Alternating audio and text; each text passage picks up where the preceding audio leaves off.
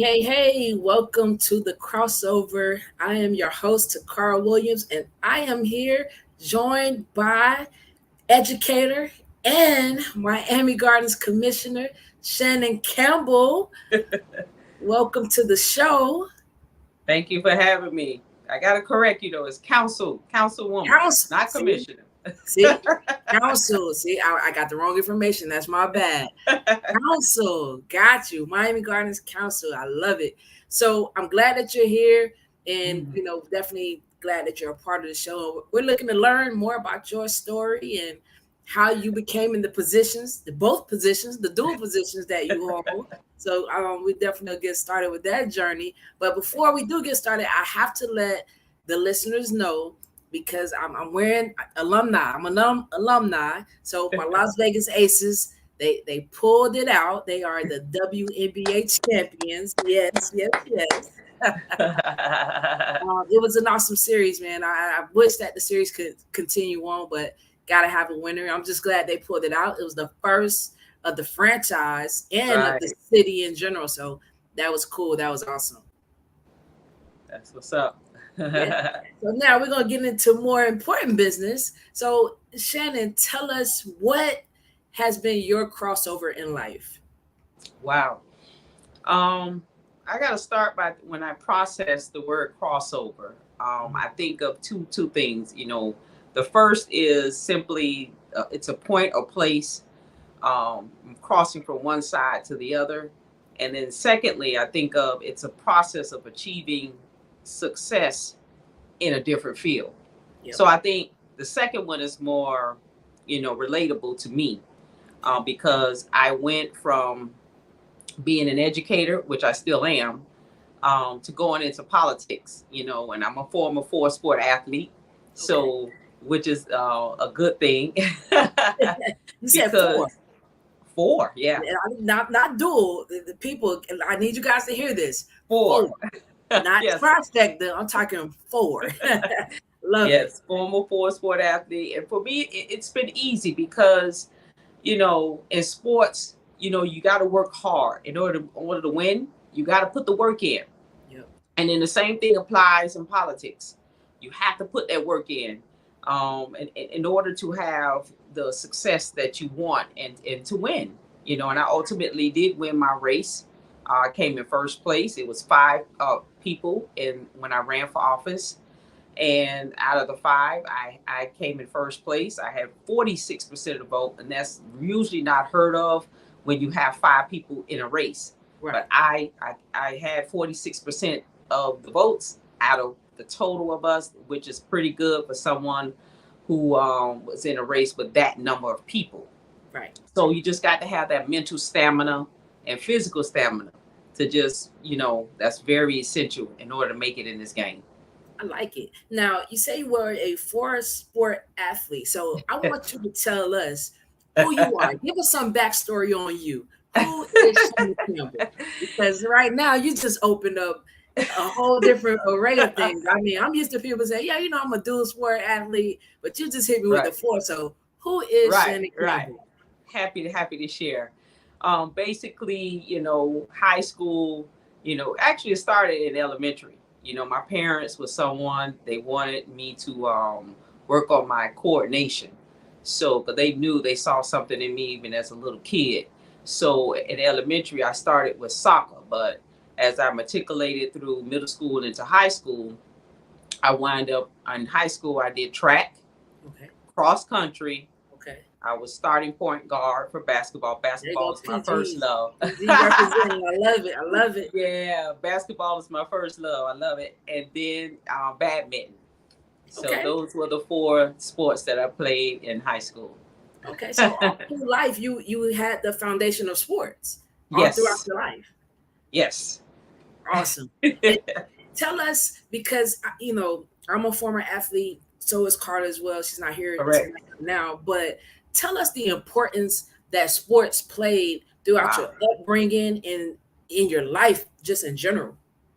Well, because it prepares you mentally. Like I said earlier, it prepares you mentally because when you're training and conditioning your body just to compete, you're also working on your mind.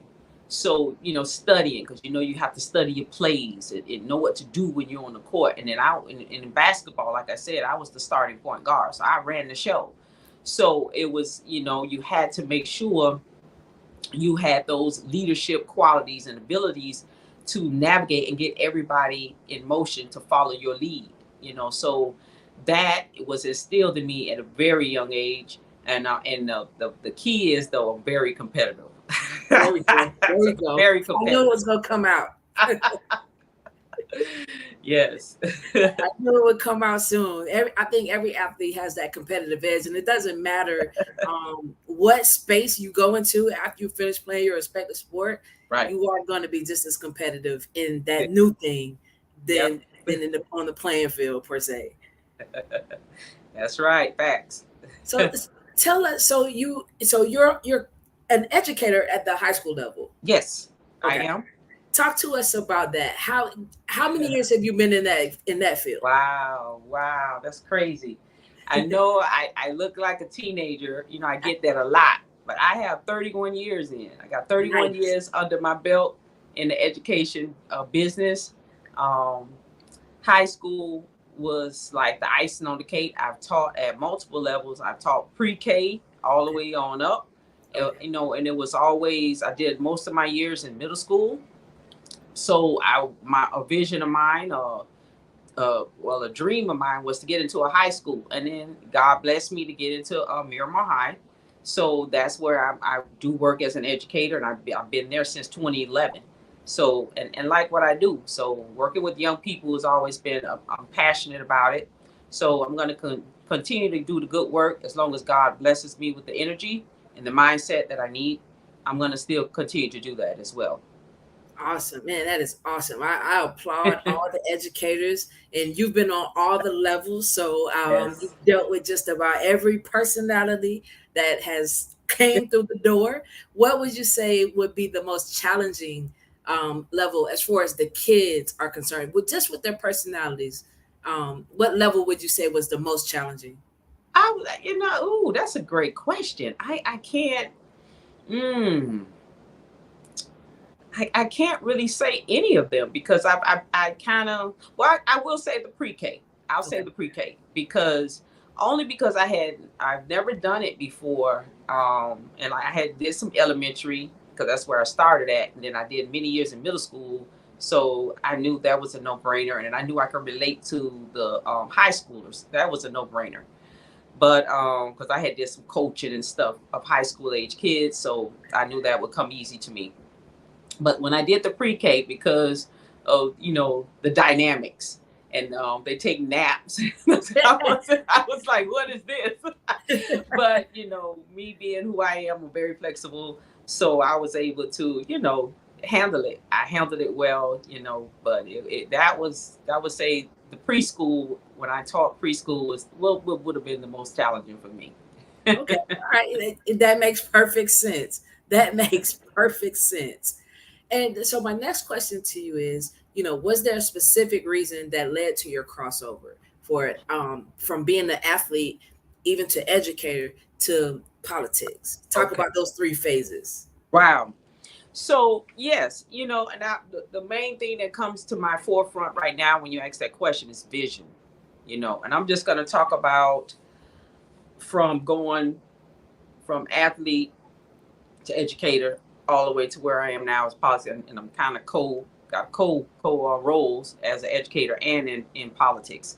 And I would say vision, because there were the founding members of, I'm just going to speak for the city of Miami Gardens. They had a vision. They wanted something for the residents of the area at the time. It didn't have the name because they were playing around with some names to give to the city, and it ultimately became Miami Gardens. And then that's the same thing that keeps me, kind of helped me transition, because a vision. I saw the vision where it started from the founding members and where it was leading to. And it was actually one of the founding members that saw something in me that I didn't even see in myself many years ago as a youngin', because I had always been engaged and involved in my community. I had been doing that because it's what I do and I like doing it. It had nothing to do with trying to be a politician or go into that arena. Yep. Because even as an educator, I was still always actively engaged in my community. So they saw something in me and they said, you really should think about going into politics. But it wasn't even in my head to do that. Right. But they saw it in me. And then fast forward, here I am.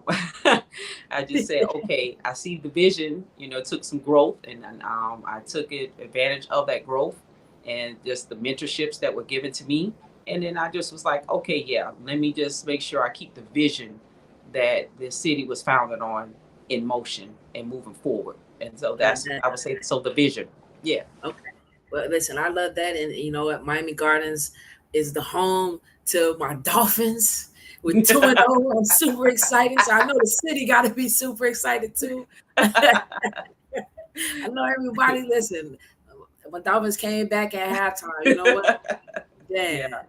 Oh my goodness. I'm on cloud nine right now because, for years and right. you been in the, for years we right. get on the high with them and they drop us. But I feel like this year is different. We got a different flavor. We got a different attitude. And all right. I wanted to see was the fight, and they're showing it. So that's it. I know the city of Miami Gardens is happy.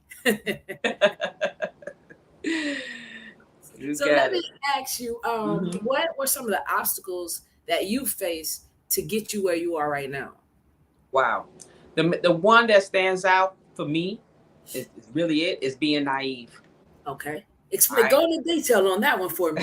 Go into detail on that one. Yeah, because, when I first came into the game of politics, I was green. I wasn't aware. I didn't know a whole lot.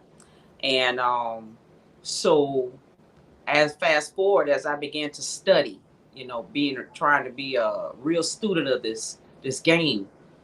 And once I started studying other politicians, male and female, and reading and watching it. But the main person that really intrigued me the most was Obama, President Obama.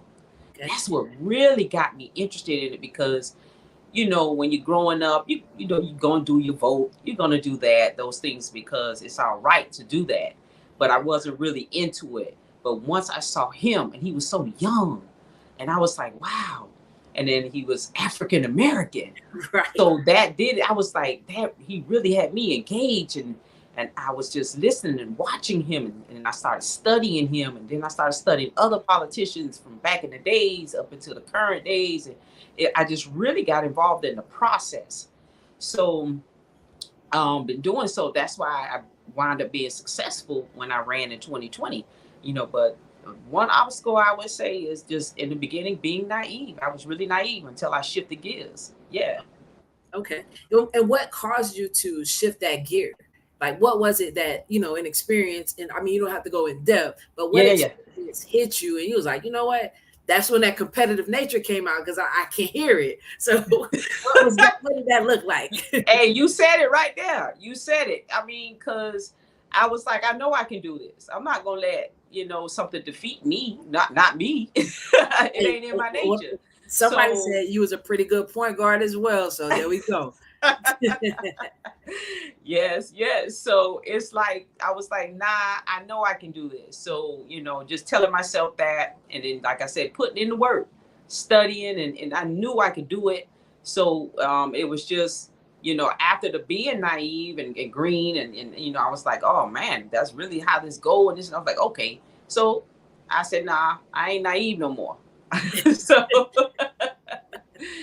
hey, and here I am today, an elected official. That is awesome, man. That's huge congratulations because I know that has to be as a point guard. See, we can talk point guard. It's a balance that you have to have, right? Your point guard can't get too high, you can't get too low. You got to kind of stay in that middle. And I feel like with the position that you hold, you have to stay in that balanced position as well because you got friends of all economic backgrounds, all looks of life, all walks of life. Everybody wants you to do something for them. Absolutely. So how do you balance that? Because I know that has to be tough. In one word, Meditation. A lot of meditation. And that's facts. I meditate, relax myself, because you have to do that, and you have to set boundaries. That is something that I have done, and I've done it well, because if you don't set boundaries, you can lose it. You can lose it, and that's why a lot of people, you could get caught up. But see, me, I'm not that type of person. I'm down to earth, and I'm still the same. People tell you, even though I shift gears in this role, they like, you still the same. And I'm going to remain the same. I haven't changed. Right. I'm a people person by heart, and I'm going to continue to be that. But meditation really helps. I'm gonna, I'm gonna have, because I've been getting thrown meditation at me, and I'm gonna just have to bite the bullet, and it's probably gonna be the one thing that changes my whole entire life. Yes. Is to simply just start meditating. That's it. You right now, you're a confirmation that I need to start meditating. That's it. That's awesome to hear, because I know people pull at you from just all different things, because everyone wants whatever it is that the city is offering for them. And correct. The city tries not to be biased towards anyone. You try to do it for the greater good. I know that has to be hard. I know it has to be hard. It is. But like I say, once you set those boundaries, and you have to be able to, as a leader, you have to make decisions that people may not understand, but you have to think of the big picture and what's best for the people as a whole. Oh, I think we lost her, but we'll try to get her back here. Oh, there she go. We can't hear you.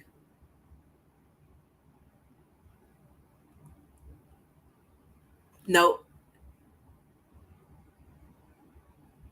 you may have to leave out and then come back in. Or let's see. Can you hear me now? Can you hear me now? Gotcha. Yep. Gotcha. All right. There we go. You want me to repeat that last statement? Yes, please. Okay. So I said, but with the boundaries, though, because you have to make sure, as a leader, in this role, just a leader, period. When you're a real leader, you know how to make those tough decisions that the individuals who have agendas may not understand, but you have to be able to make those decisions that's for the betterment of the group as a whole, not just specific entities and individuals. So that's what a true leader does. And I love it. See, that I hear all the point guard intangibles coming out right now. All of them are coming out right now, because I mean, that's key. As when you're navigating, definitely as a point guard, when you're playing basketball, it's not just about you. It's about everybody else on the team. You are an extension of the coach on the court. And it just seems like it's so natural for you that it just makes sense for you to be in the position that you're in. Right. I mean, that is awesome. So what made you decide, like, what was that deciding factor to, what, I'm going to do this politic thing. Like, I'm not going to say I'm going to try. When you said, I'm going to do this, and did you feel nervous before you set out to do it? No, I went in this confidently.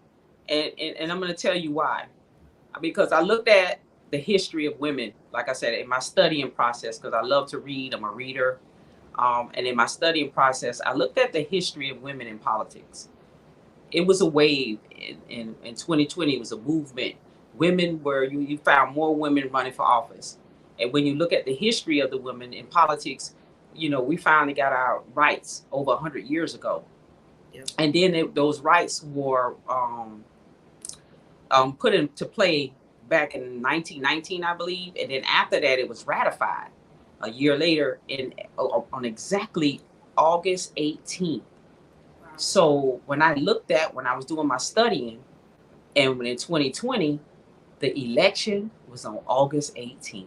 Wow. So that was confirmation for me. I said, wow, it was so aligned, because I do believe in the Holy Spirit, and it was so aligned. So as I studied and that was revealed to me by God, I said, I went in confidently. I knew I had won without even winning yet. Right. That's real. No, hey, listen, when you got the faith and you're praying and it's all working, what can defeat you? That's it. There's That's it. nothing can defeat you once you have it like that. And like you said, it all lined up. So that made Yep. perfect sense. That made Absolutely. perfect sense. Yeah, no doubt about it. No doubt about it. So talk what is your goals as the servant for the Miami Gardens community? What are your goals? Wow. My main goal when I'm serving, in this community, just basically what it was founded on. Like I said, the founding members had a vision. They knew that we could own, which we're in that capacity now. We're one of the largest African American cities. So, and we're the third largest city in the state of Florida. So and my motto, people know, is positive forward progress. Yep. Those are the things that I focus on. If it's positive and it benefits our people and it moves us forward and it's about progress, let's do it, hands down. So that's it for me. I love that. And you know what? I'm a real estate agent also, and I sold properties in Miami Gardens, and I could tell you, I could tell you a couple years ago, the values of homes were not where they are right now. Yes. Miami Gardens is hot and it is booming. It is Yes. It is one of the places to be. So by you saying that it's the third largest city in the state of Florida, I didn't know that. Yeah, I didn't know that. So that is very interesting to know. And it's a lot of stuff you don't really think about because it's in our backyard and it's right here. So we kind of take the things that we have in our grasp for granted when everybody else on the outside, outside looking in, they want to be here. Right. They want to be here. So when you guys are speaking on just promoting the city, getting more business to the city, like what does that look like? And how can, myself as a real estate agent or just me being in the community, how can we help bring more business to the city? Wow. That's a great question. Basically get engaged with some of our seminars. We offer a lot of business seminars. We do have a lot of growth economically that has come to the city of Miami Gardens. And I would just say, sign up for those e-blasts. Go to the city website, register your email.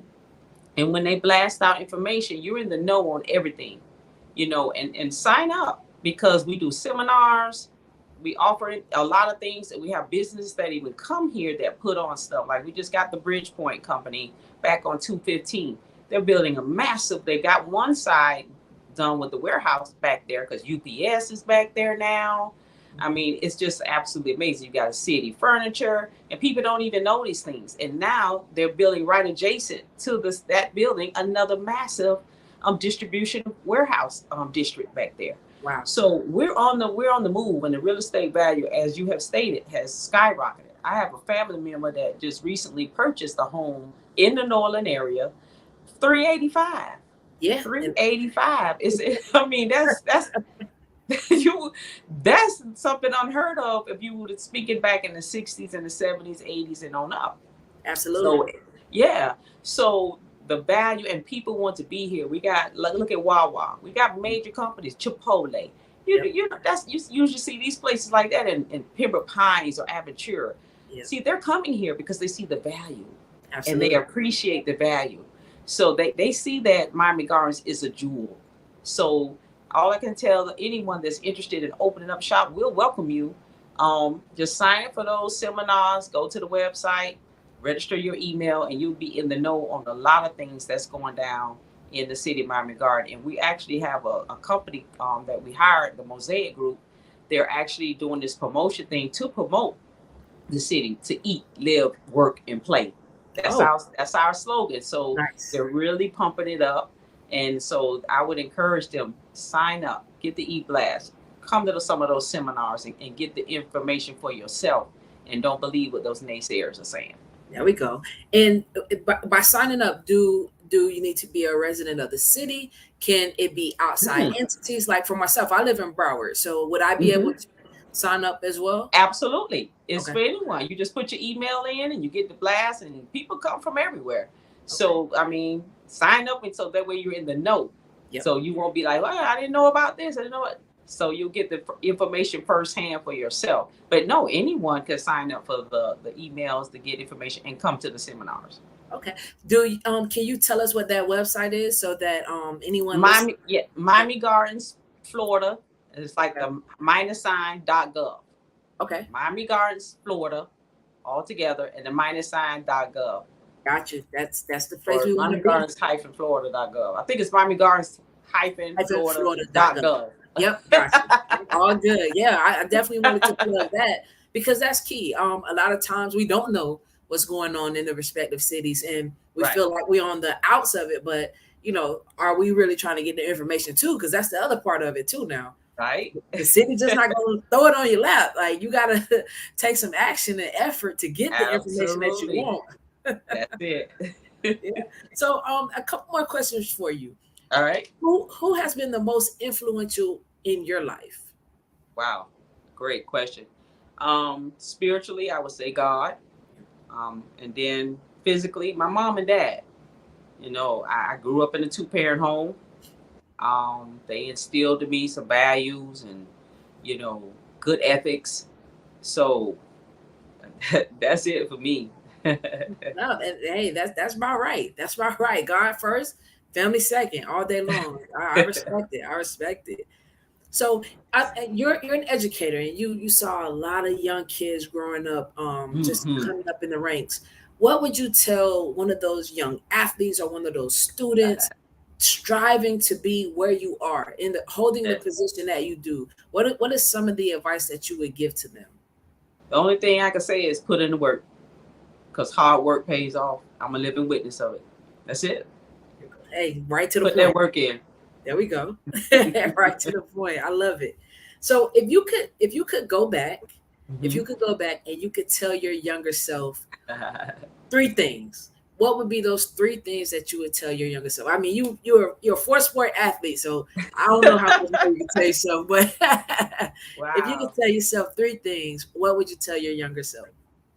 Well, the first thing I would say is start early. I would have started earlier. Okay. Um, Second, invest. Oh Learn yeah. to invest.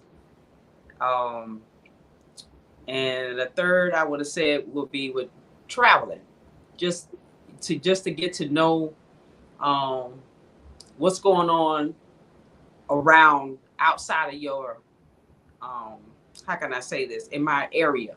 Uh-huh. Because it's good, and I tell young people that today, if you get the opportunity, or we're even putting some things together to help our young people explore outside of their element.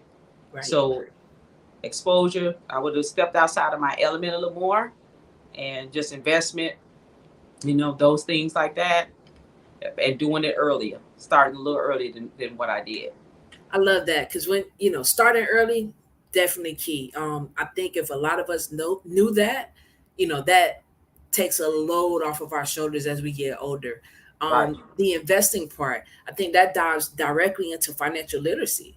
Mm-hmm. Yes. How have you seen the financial literacy, within the school systems, being an educator? Like, Mm-hmm. have you seen it get better over time, or what are your thoughts on it? Um, to be quite honest, it has not gotten better because the school system is in a rut right now, and it's all a political game because who we have as a governor. So, but we'll see what happens in November, and I encourage everyone to go out and vote in November because we need some changes immediately. So, just being inside on the inside, it has not gotten better because what's being taught to our young people, and now the governor that we have has taken certain things even out of the school to make it even worse. Okay. So, and it's all a political game with him. Gotcha. So, but if people like myself and others that are in the financial game and stuff, if we keep doing our good work, like organizations, like I'm a mentor with this organization I have on Young Brilliant Minds. So organizations like that, if we just continue to do the good work outside of the schools, then our young people can still make it and understand what's really going on as it relates to finance, because everything is so electronic. Yep. Because they don't even know how to write a check or even sign it because they don't even teach cursive anymore. I know that blew my mind because I was like, man, what? So when they become these athletes, like when they become Yeah. entertainers, athletes, and I'm just thinking in the athlete world, and I'm not taking anything away from doctors, lawyers, none of that. Right.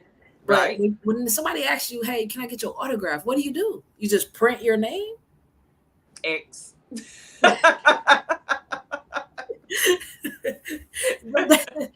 And that's one of the things that I think about. Like, if they're not teaching Yeah. in cursive writing, you clearly don't have a signature. And Right. one of the reasons why I do want to dive deeper into financial literacy, definitely when it comes to our youth, because Right. sports is near and dear to me. And now going to college, they have Yes. this thing called the NIL.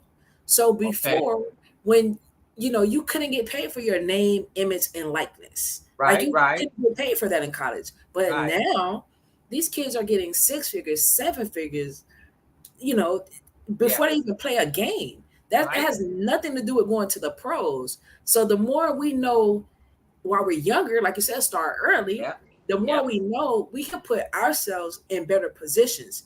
Because now that athlete that's thinking, man, I gotta make it so that I can support my family. I gotta make it to the league so I can support my family. Now it's like, hey, I can.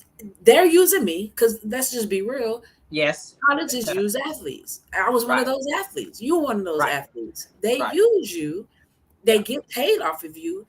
Yeah, they give you a scholarship, but for the amount of work that you put in, is it equivalent?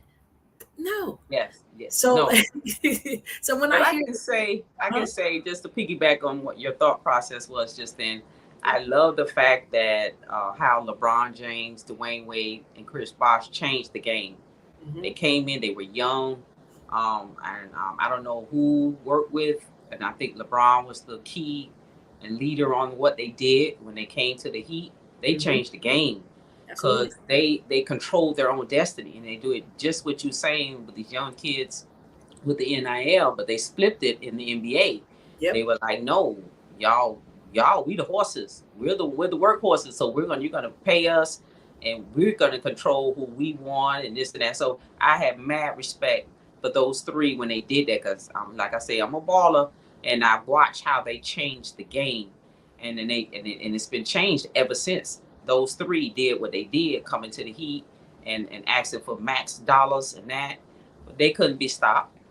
Absolutely. No, Yeah. absolutely. Business. People, it is business. I'm glad you said that, because people, they get upset with LeBron, like, he left. But, as a sports fan, I get it. You're loyal to your team. But your team, I'm going to tell you, your team isn't loyal to players at the end of the day. If you can't make me money, you got to be out of here.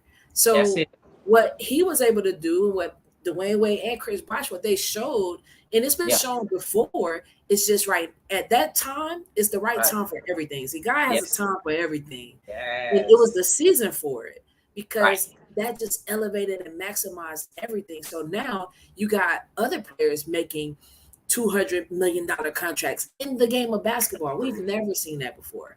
Baseball, absolutely. We see it in football now. We see it in basketball now. So it's starting to expand into the sports that we dominate. Those leagues are predominantly Black. Absolutely. And so I'm glad that they have set the stage and they trailblaze that, and you have the others that just follow. And I pray that it just continues to trickle down into our youth, so that they can prepare for when they get there and they know how to handle it. Because if you give money you give money to a 45-year-old that never had that type of money, what you think they're gonna do with it? Right. So if you give it to an 18-year-old, exactly. Absolutely. But it was a game changer. But our next phase is ownership, though. Gotta own. That's it. That good old boy network is trying to block us out, but we gonna get in there. It's coming. And speaking of which, so Robert Sarver, the owner of the Phoenix Suns and the Phoenix Mercury, he's agreed. He's in the process right now of selling the team. He was caught up in some misogynistic and racial slurs. LeBron spoke out. Draymond Green spoke out. Chris Paul spoke out. And when they spoke out, it almost puts that pressure on. And he's like, I'm just gonna go ahead and sell. But it's like you're saying, that good old boy system. And what those players are basically saying is that isn't going to be tolerated in our game anymore. That's it. Like, you know what I'm saying? And it speaks volumes because, you know, our spokes players back in the day, they were in a certain circumstance. They were more outspoken, but their situations and their circumstances were different. Right. But what they did was open the door for these players right now, because these players right now hold you accountable. They're not turning the other cheek.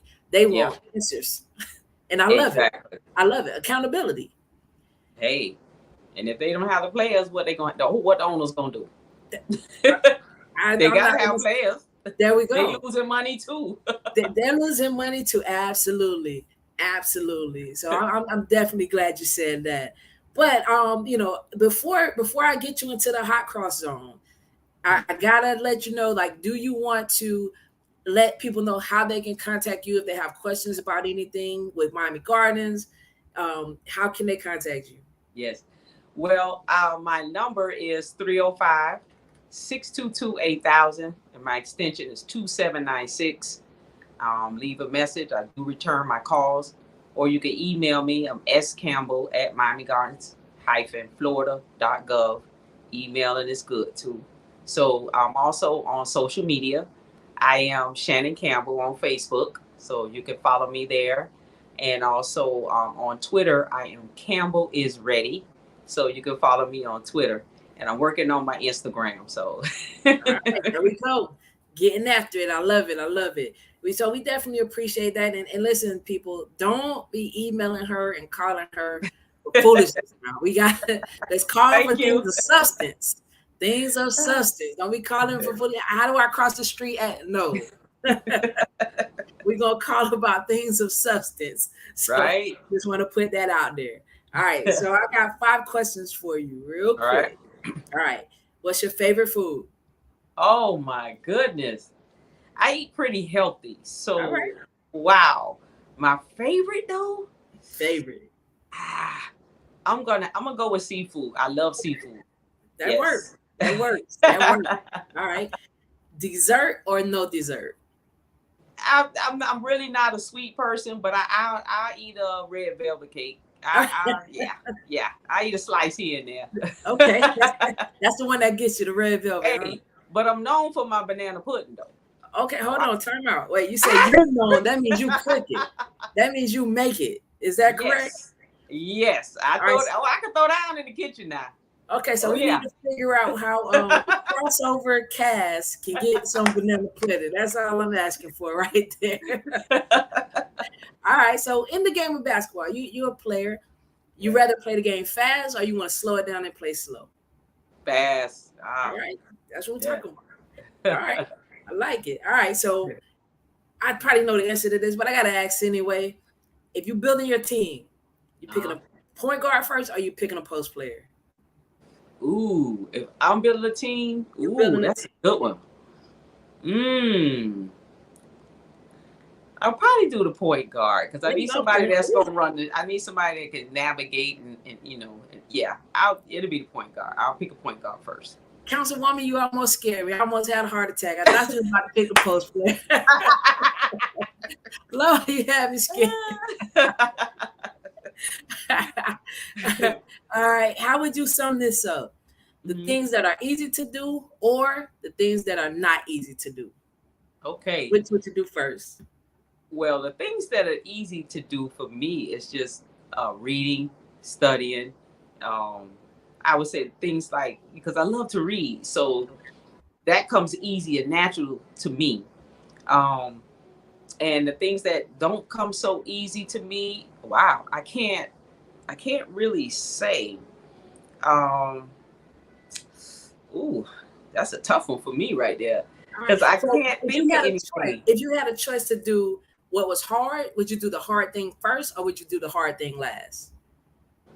I probably would do the hard thing first because I like that's how I roll. I'm gonna go at that tough thing and then because then get the hard thing out the way, then let it get easy. Yeah. There we go. Point guard navigating. There you go. You just broke the press. I love it. So before we get out of here, I do want to say thank you for coming on, sharing your insights, sharing your story, letting us know about the city, and definitely for people to contact you as well. Is there anything you want to leave with the audience and the listeners before you go? Yes. Basically, I just want your listeners, thank them and thank you guys for having me. This has been an honor. So I appreciate the time. I value time, and I value those that are listening in. And I just would appreciate the listeners, what they heard today, to spread the good word, and if you get an opportunity, let's serve the community correctly. Let's keep working with our young people. Check out Young Brilliant Minds. This is some of their gear. You can go to ybminds.com. That's the letter Y, the letter B as in boy, minds.com. Check it out. We got a lot of stuff. We just did a big entrepreneurship experience, and we're going to continue to move those wheels. I serve as a mentor, and we're going to keep that going. But just always keep in mind, guys, we as a people, we have to work together as one, because if we come and we're like this, we ball up that fist and we're like this, we can do some damage. But when we're all like this and we're all over the place, we're serving no one. So let's keep our fists balled up, work together as one, and always remember positive forward progress. There we go. Love it. We thank you so much for being on the show with us. Your words of wisdom, it was awesome. Thank you for coming on. I do appreciate you. I'm holding you to that banana pudding now. I got you. All right, holding you to that banana pudding. Everybody, we thank you for joining us. Thank you for listening in. Yes. I had a great time, had a blast with Councilwoman. I'm getting it right this time. Yeah. Councilwoman. And, definitely continue blessings on your journey. But like we say, at all the time, use the game. Don't let the game use you. Good night, everybody. Good night.